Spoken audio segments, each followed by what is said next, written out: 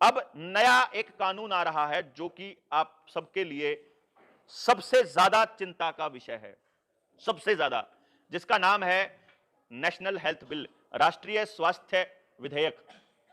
इस वक्त वो पब्लिक डोमेन में पड़ा है और उसकी भयानकता का अंदाजा आप इस बात से लगा लीजिए कि जैसे अभी थोड़े दिनों पहले तक आप ये वैक्सीन लेते हैं कि नहीं लेते हैं, ये आपका अपना विवेक और आपका निर्णय था और संविधान ने आपको आर्टिकल 21 ने इजाजत दी हुई थी कि आप कौन सा इलाज कराएंगे, किसी को बताएंगे नहीं बताएंगे, या आप ले सकते हैं कि नहीं ले सकते, ये आपकी अपनी मर्जी थी। अभी तक हमारे संविधान ने हमें बचाया हुआ था। तो इन्होंने ये कहा, ये सोचा कि इस संविधान को ही कैसे बर्बाद किया जाए। एक तो जनमानस के अंदर ये बातचीत फैला दो कि हमारा संविधान ही अंग्रेजों का बनाया हुआ है, हमारा संविधान ही बेकार है, हमारा संविधान किसी काम का नहीं है, इसको तो खत्म हो जाना चाहिए। एक तो ये बात फैला दो जिससे कि संविधान के लिए सिंपैथी कम हो जाए,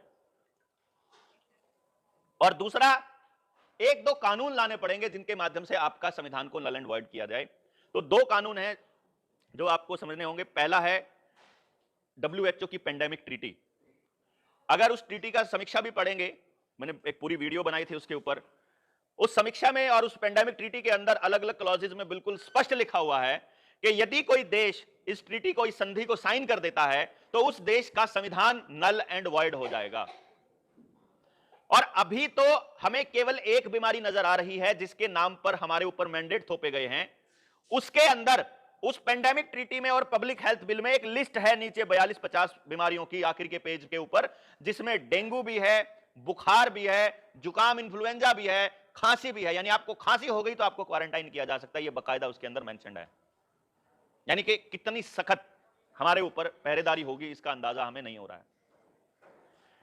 नेशनल हेल्थ बिल क्या कहता है कि आपके शरीर के अंदर कोई वायरस है, इस बात का केवल शक हो जाए, पुष्टि नहीं, केवल शक हो जाए तो सरकारी अधिकारी बिना किसी कोर्ट के वारंट के आपके घर में घुस सकता है, आपकी जबरदस्ती जांच की जा सकती है, आपको जबरदस्ती कोई भी टीका दिया जा सकता है इलाज के नाम पर, और आपको उठाकर क्वारंटाइन भी किया जा सकता है।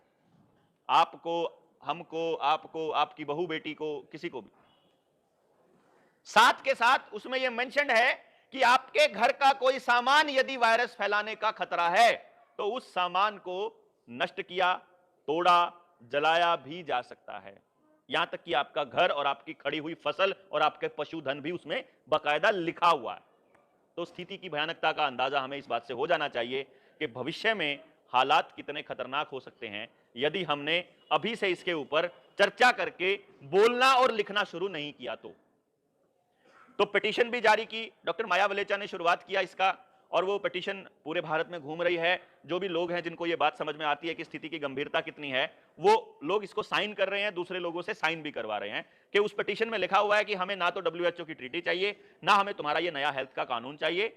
हमारे देश में अलग अलग जगह पे अलग अलग वनस्पति हैं, इसलिए अलग अलग बीमारियां हैं, तो उस जगह के हिसाब से वहां की वनस्पति वहां की बीमारियों का इलाज करने में सक्षम है। अपने देश की सबसे बड़ी खूबसूरती यही है कि यहां समंदर भी है, रेगिस्तान भी है, पहाड़ भी है, जमीन भी है, जैसा आपको मौसम पूरी दुनिया में चाहिए वो अपने देश में अवेलेबल है।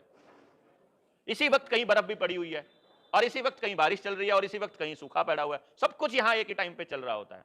तो ऐसे देश के अंदर इतनी वनस्पतियां हैं।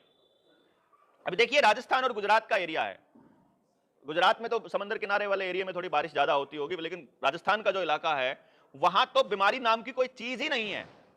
धूप और हवा इतनी शुद्ध और इतनी प्योर है कि वायरस वहां सस्टेन ही नहीं कर सकता, लेकिन उन लोगों को भी जबरदस्ती शरीर में केमिकल डाल दिया गया, ये कह करके कि सब पूरे देश में WHO का राज है। तो हमारी परंपराओं को तोड़ने का दौर चल रहा है कि आपकी मान्यताएं टूटें, समाज कैसे, समाज की जरूरत के हिसाब से उसको तोड़ा जाए, समाज का एक एक अंग भंग किया जाए, ये योजना चल रही है। और मुझे लगता है इससे खतरनाक चीज नहीं हो सकती कि हमारे बुनियादी ढांचे को तोड़ा जाए, और इसमें समाज के सभी अंगों को साथ आकर के लड़ना भी होगा और हमें इसके ऊपर चर्चा भी करनी होगी।